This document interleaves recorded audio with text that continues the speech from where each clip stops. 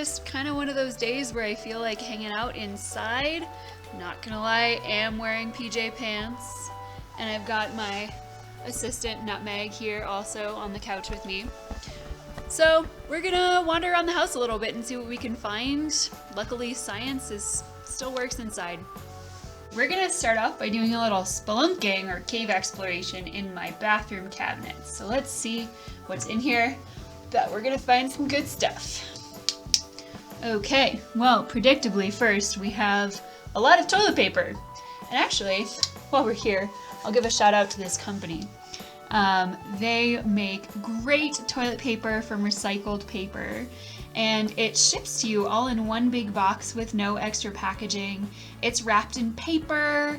I definitely recommend the company. But toilet paper can actually be a great thing to experiment with. Maybe we'll do some of that a little later, some toilet paper engineering. But let's see what else we have in here first. Let's see, conditioner. That could actually be good for a density experiment later. And this is what I want to start with. Got a hair dryer. All right, I was able to find the rest of what I needed in here. Got a ping pong ball. We've got our hair dryer and it's plugged in. So let's see what we can do with this. I turn my hair dryer onto high, and then I slowly put my ping pong ball into the stream of air from the side. And then I just enjoy the magic. I mean, science. Do you see how the ball follows when I move the hair dryer and the stream of air?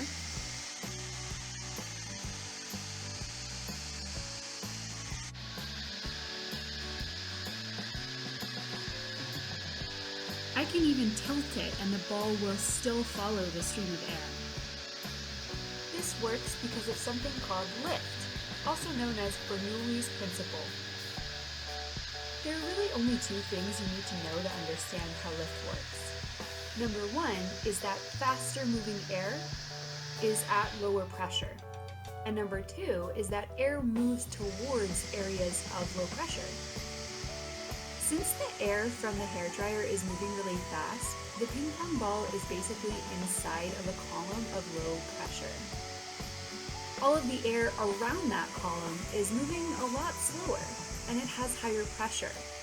And that air is moving towards the low pressure, which basically supports the whole column of low pressure coming from the hairdryer and holds the ball up.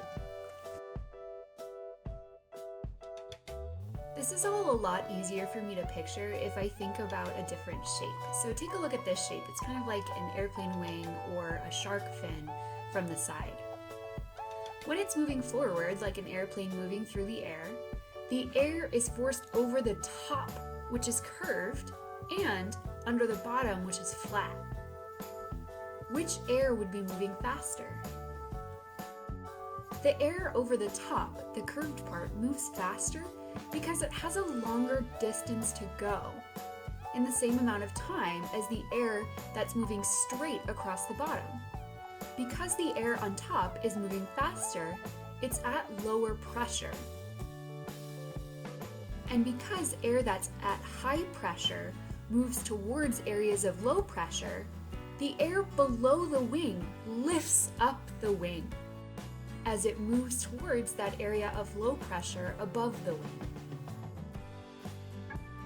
A great real-world example of lift can be found in airplanes. Airplanes have a lot of different forces that act upon them. They have thrust from the engines pushing them forward. There's air resistance pushing them back. Gravity, of course, pulls them down, and lift is what helps to keep them afloat. Because of the clever design of the wings and the plane overall, the force of lift is enough to balance out gravity and keep the plane in the air. Speaking of clever design, did you know that a lot of design inspiration comes from nature? This is called biomimicry. Airplanes are a great example of biomimicry. A lot of things out in nature rely on lift also. You can think about bird wings, but my favorite example is sharks, my favorite animal. If we change this drawing a little bit, you can see how the design is pretty pretty similar to a shark's body, and sharks use the same concepts to glide through the water. Do you have a hairdryer and a ping pong ball? Or better yet, do you have a leaf blower and a beach ball? Tell us about it in the comments below, and a special thanks to my science assistant, Nutmeg here. Our adventure rummaging around in my bathroom cabinets also made me think about density, when I saw that conditioner especially. So I headed into my kitchen and I grabbed a few extra supplies. I've got a plastic container so that we can see as we're pouring. I found some olive oil, any type of oil will do. I've also got my water bottle with some water in it. You could try other things too if you have anything else like vinegar or shampoo instead of conditioner. You could try beaten eggs. You could try anything. And what I'm going to do is I'm going to slowly pour each of these things into this measuring cup. And we'll see what happens. Do you have any guesses?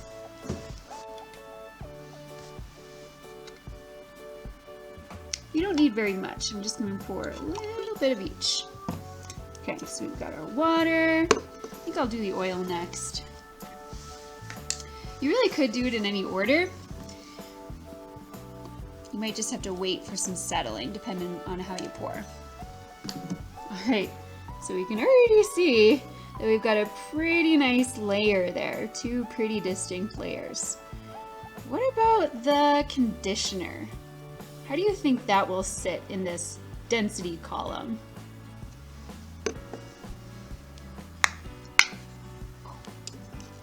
That's funny. It's squirting right out. Must be the pressure differential. I'm at a high altitude. See what we can see so far. Ooh, that actually worked even better than I expected.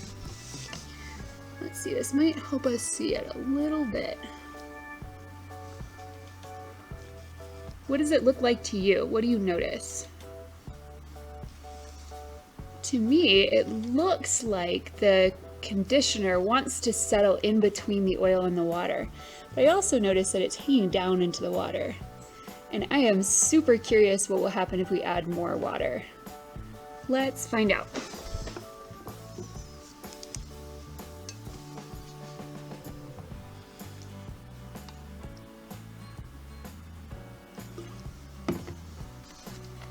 All right, so now you can see things got a little mixed up. I see some interesting textures inside of our oil level, which is kind of neat.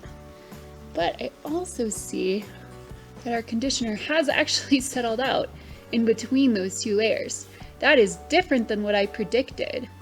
I actually thought that the conditioner was going to float on top of the oil. Let's talk a little bit about what's going on here.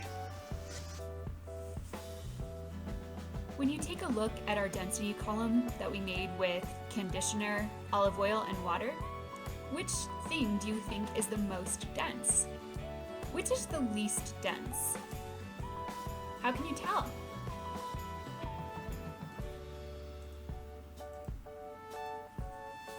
The olive oil is the least dense material in our density column, and the water is the most dense.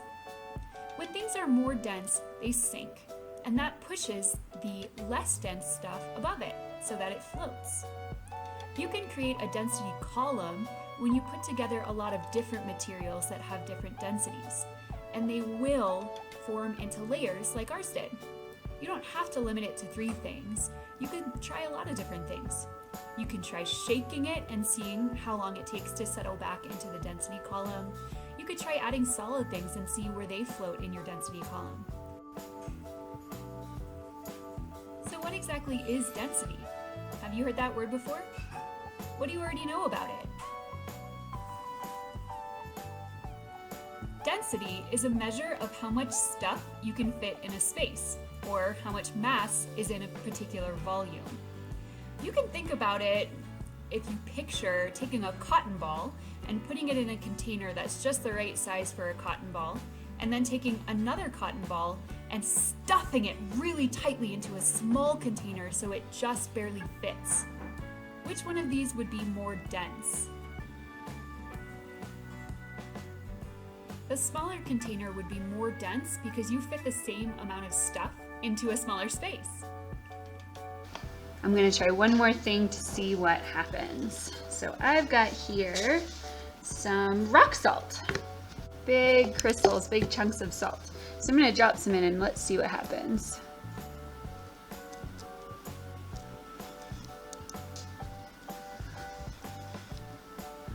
You can see here that as the rock salt passed through the oil, it became coated in oil and dragged it down into the water level. When I shake it, let's see. Boop. Boop. What did you try mixing together to make a density column? We'd love to hear about it. One of my favorite topics to teach to younger kids is all about engineering. Let me show you. Thanks, Assistant Cinnamon. I wanted to show you that engineering can be done with just about anything that you have lying around the house. While we were exploring my bathroom cabinets, I found this toilet paper and that gave me the idea to do some engineering. But really anything that you have lying around the house would be a great thing to engineer with. If you have cereal boxes or shoe boxes, or if you have paperback books, if you have a deck of cards, if you have blocks, if you have really anything that you can stack or, build with, then that would be a great thing to engineer with. But I want to show you how I'm going to engineer with these rolls of toilet paper. One of the first things that you do is you come up with a goal. Say maybe I want to build a tall tower out of toilet paper. Then you try an idea. Let's see, I think I'll start by just stacking them one high, and we'll see how it goes. Oh. Ta-da! That's a really common thing in engineering. You try an idea and it doesn't work, and that's okay. That is how we learn about how to make our ideas work even better. It gives us new ideas, sparks creativity. So I'm just gonna try a new idea. Right, Cinnamon? Right. Okay. So let's see, I'm still trying to build my tall tower. I'm gonna try making it a little bit of a different shape. Maybe like this.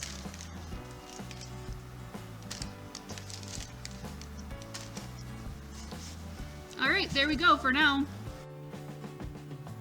Engineers build all kinds of things. They design bridges and towers and houses and cars and even things like software for your computer and medicine. But the one thing that they all have in common is the process that they go through when they're building something. It's called the engineering design process. Check out this graphic that we designed at Curiodyssey to help kids understand the engineering design process.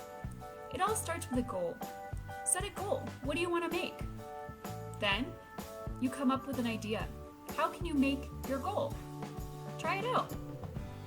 Once you've made your idea, test it out. How does it work? While you're testing, be sure to notice what happens. This is so important because it allows you to do the next step, change. Change your idea based on what you noticed. How can you make it even better? Then, once you've changed it, you can test it again to see how your changes changed how it works. Notice how it's going when you test it, and then change it again. Test, notice, change, test, notice, change. This goes on forever. Engineers are never finished. They never give up. They always keep trying to make their designs better and better. What have you built at home with stuff that you found lying around your house? Share a picture with us. We'd love to see it.